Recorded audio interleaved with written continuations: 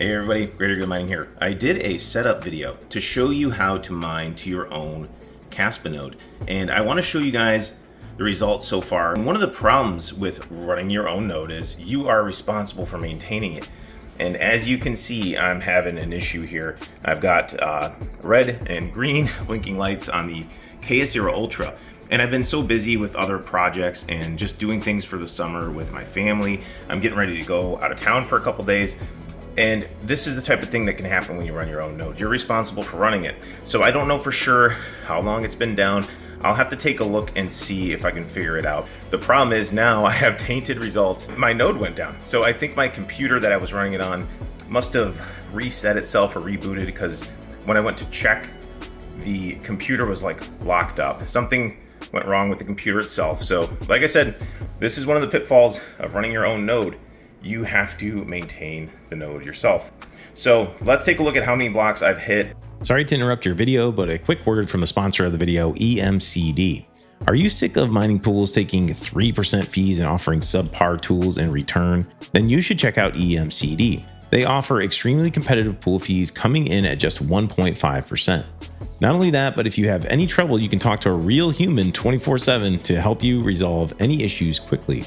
That kind of support is very valuable because, as you know, time is money in crypto. Their intuitive all-in-one dashboard helps you keep organized and includes payouts, rewards, and even an option for up to 8% auto staking with 0 extra step. You should definitely be taking advantage of merged mining if you can, and in this case with EMCD, you can not only mine Bitcoin, but you can mine fractal Bitcoin. You can not only mine Litecoin, but you can mine Litecoin, Dogecoin, Bells, Lucky, Pep, Junk, and Dingo. With Kaspa, you can mine Kaspa and CAU. So merge mining is a great way to take advantage of using one piece of hardware to mine multiple coins, and EMCD has it set up for you right here in your dashboard. If you want to give EMCD a shot, I'll have 2 separate links for special offers in the description.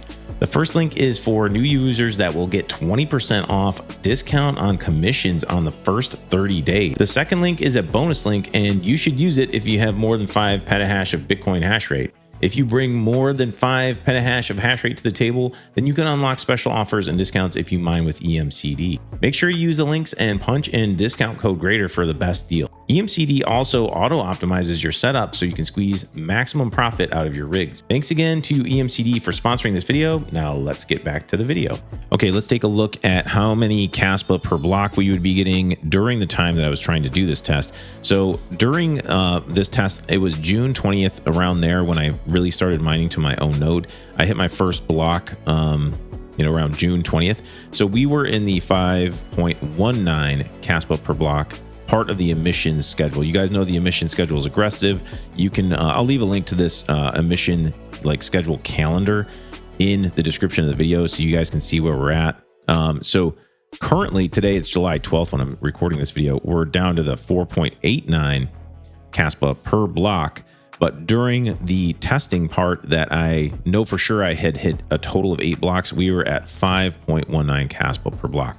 So that would get me about 41.5 Kaspa for the 8 blocks that I hit so far. And like I said, I started around June 20th. So we had about another week or so, week and a half to go before we were really at the 30-day mark. But that's okay. At least we know we hit 8 blocks solo with no fees. That's very nice. Now let's see, how much is the 41.5 Kaspa worth at this point?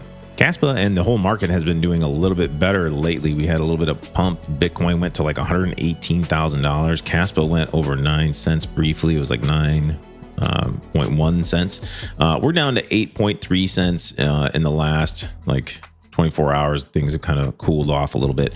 So the Kaspa that we mined, that I can confirm with, I know I hit 8 blocks, would be worth $3.50 right now. So right now, I don't care that much about the price, about how much cash I'm pulling in for this machine. I want to yield as much Kaspa as I can.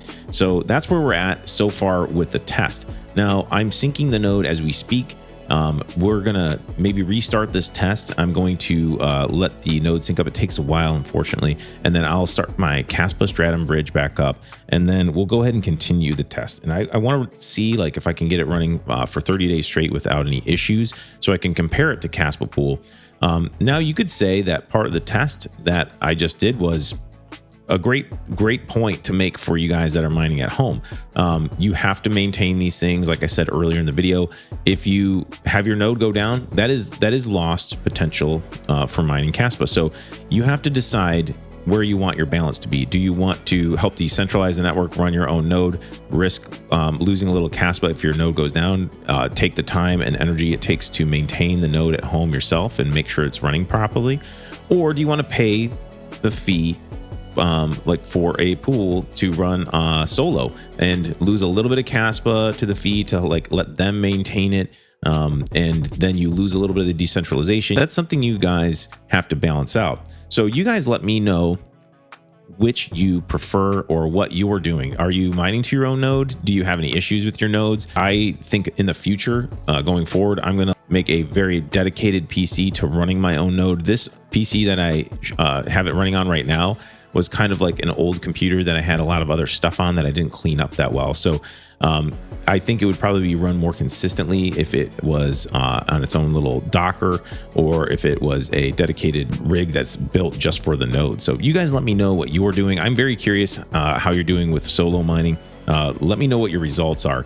Now, to compare my other video, if you want to watch that other video, I'll leave the link in the description. I'll leave it at the end in the cards.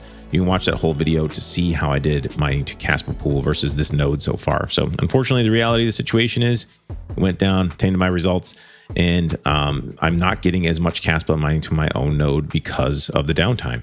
It's very frustrating. Unfortunately, it takes forever for these things to sync back up, like I said earlier. So that's another thing to consider. Like, you can't just click in, restart it, and you're off and running again.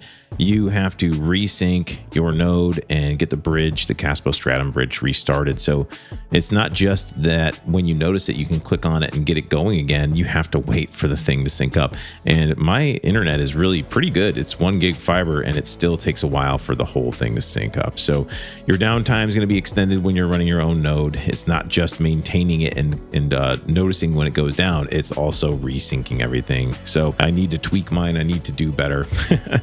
Hit the like button if you like the video. Subscribe to the channel if you want to see how I do, if I can get this thing running for 30 days straight without any issues. I can see how many blocks I hit compared to running on Caspa Pool.